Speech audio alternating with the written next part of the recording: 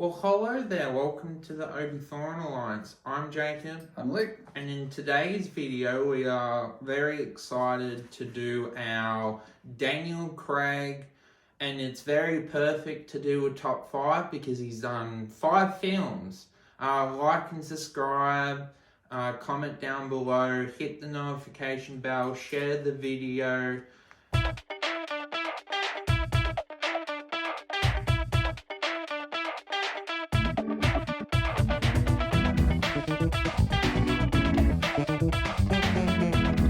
And Luke will go first with his top 5 share, I guess. Yeah, so we're doing top 5 Daniel Graig James Bond films. So Yeah. Daniel Craig's obviously done more than 5 films, but he's done 5 James Bond films, and we are aware there's a lot more than 5 James Bond films. So we're just doing his 5. It's easier to do his 5.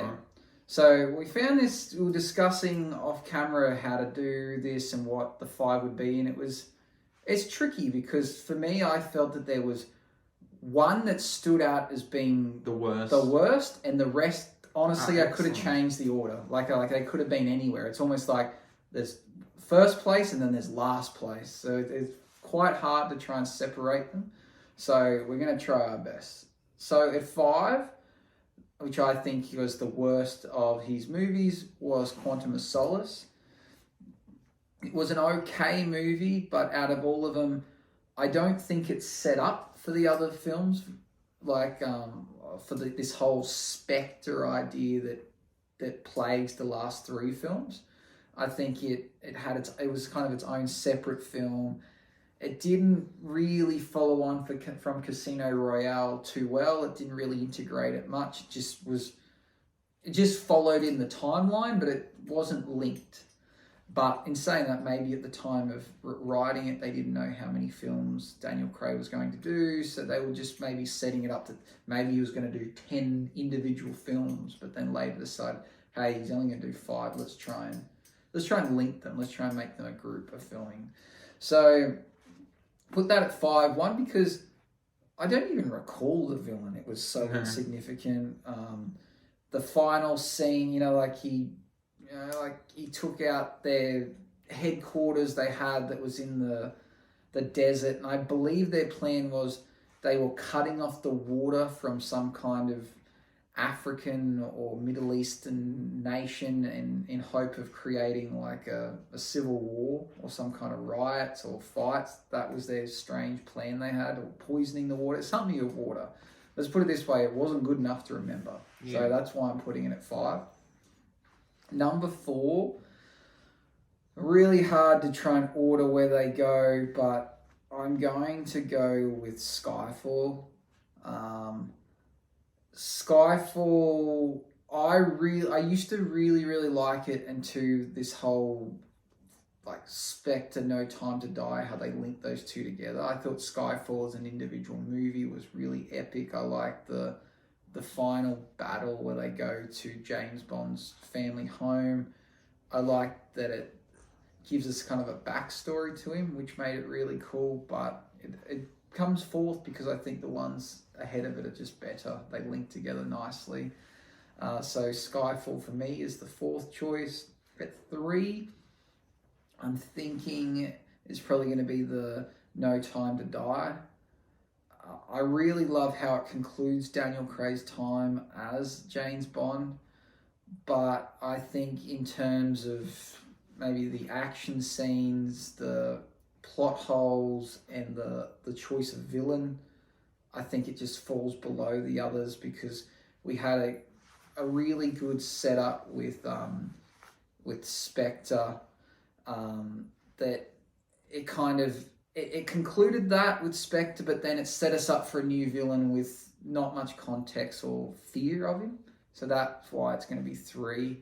Number 2, I'm going to go with Spectre because we finally uncover what's going on behind the scenes, who actually is running the world, basically, who is this evil organization, and then how the villain is linked to James Bond, I think was really clever, and it sets up No Time to Die. And then number 1 is Casino Royale, which was the first one we had with Daniel Graig. I like it because it can be a standalone film, but it also builds onto all the others. It's his kind of origin story. It's how he starts off and becomes a 00. Had probably the best action scenes in it. I really love the gambling aspect and the playing of poker. I just think it had a bit of everything in that movie. I think it was what you expected in a James Bond film. And I think it's a perfect standalone, where I think the others, if you hadn't seen the movies previous to them, they don't make sense. So I love it because it's a standalone as well. So that's my top 5. Very good list. Same as Luke at number 5. I don't think there's any question that Quantum of Solace is unfortunate, but some has to be at number 5 and that's why it's here. Just unforgettable villain. Plot, out of all of them, I think is the least memorable, and unfortunately it kind of feels like a waste of a film, to be brutally honest. I think there's no doubt that the other 4 are, like, you could argue between any other trilogy, stand out. Like, they're generally good films, but this one is like a waste of time. Like, if someone asked you to say, I don't feel like watching all the movies, which one would you skip? You would say Quantum of Solace out of all. It could be removed and wouldn't affect the other films. Yeah. Yeah. So, unfortunate, but something has to be at number 5. Number 4, I'm going to go with No Time to Die.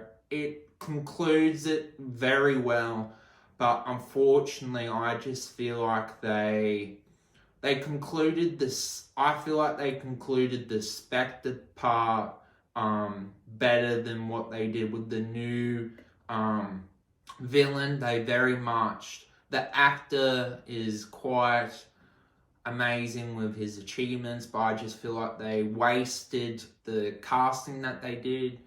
It's unfortunate. I know they needed to do that, but I just feel like, and there's quite a lot of plot holes. Like, this villain is a genius, but he couldn't create the robots to kill Spectre and James Bond, and he would have won.